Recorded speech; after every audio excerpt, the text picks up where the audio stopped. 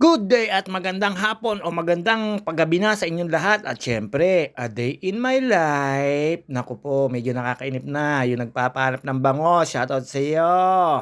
Huli pero dukulong na nanay. Shoutout sa iyo at magandang araw at ingat ka. Syempre, alam nyo na tayo, ganito lang. Punta po tayo sa ilog namin. Nag-monitor ng baha pero hindi pa masyado nataas kasi po mababa pa nga pero maghapon magdamag. Nag-uulan kaya ito naisipan nating lumabas dahil po tayo ay nagugutom. Shoutout nga pala po sa aking mga ka-comment section. Rodelo Quinto, Apwak Cabiajeros at saka si Ellen Bosoy Tejana. Shoutout po sa inyo at magandang araw at ingat-ingat po sa lahat ng mga na dadaanan ng bagyo, lalo po dito sa amin. Shoutout nga pala po sa mga tropahan. Ayan, napadaan po tayo sa ilog natin. Di po natin nakuha ng video kasi po merong mga kalaklak. Ayun, dire-diretso lang po tayo. At shoutout nga pala po kay Ibet at Mary Ann M. Gomez, Apwak Bijeros ulit. Shoutout sa iyo.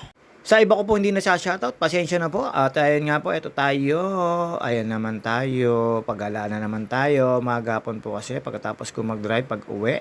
Maghapon magdamag po nag-uulan. Pero hindi naman po ganun kataas sa ilog. Pero sigurado sa Laguna Lake mataas na po yan. Hanggang ngayon po nag-lakas pa rin po ng ulan paggabi na. At ayan, feeling tayo. Ulan ka lang. Alam nyo na si JT, Chismos. Gala. At shoutout nga pala po sa obedient na bata na taga Miramonte. Kilala mo kung sino ka. Busog na busog kanina dahil ang pagkain ay, alam mo na, chicken.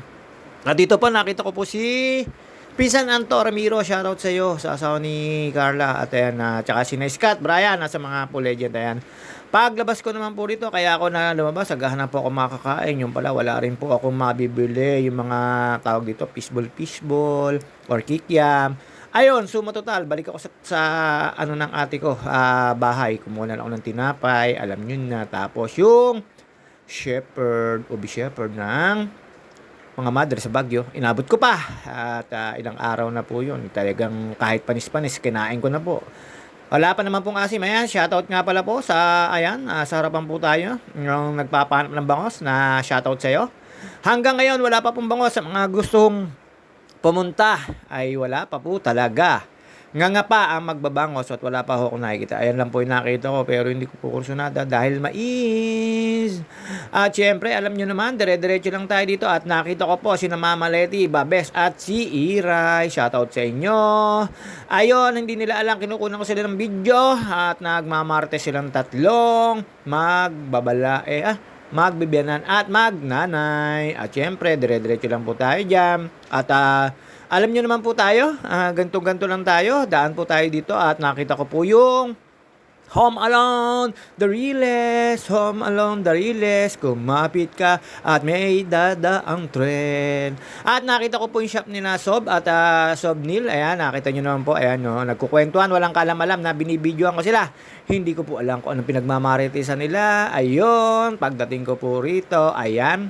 Medyo abot ko po yung tren, natutuwa po ako. Ayan po, meron po talagang biyahe sa umaga. Meron din pong biyahe sa hapon or gabi. Siyempre, padilim na. Pagtapos ko po rito at meron po akong binili sa ate ko. Siyempre, kape, Bekenemen. Pero hindi ko po sasabihin ang brand. Ayan.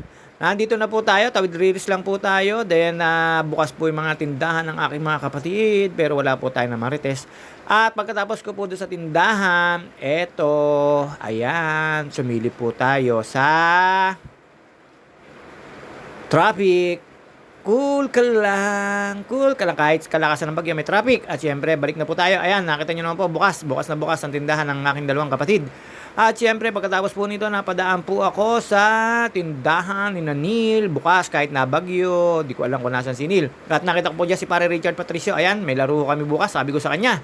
At syempre hindi na po magtatagal ang ating video, mga ka-JT. Hanggang dito na lang po muna tayo. At alam nyo naman,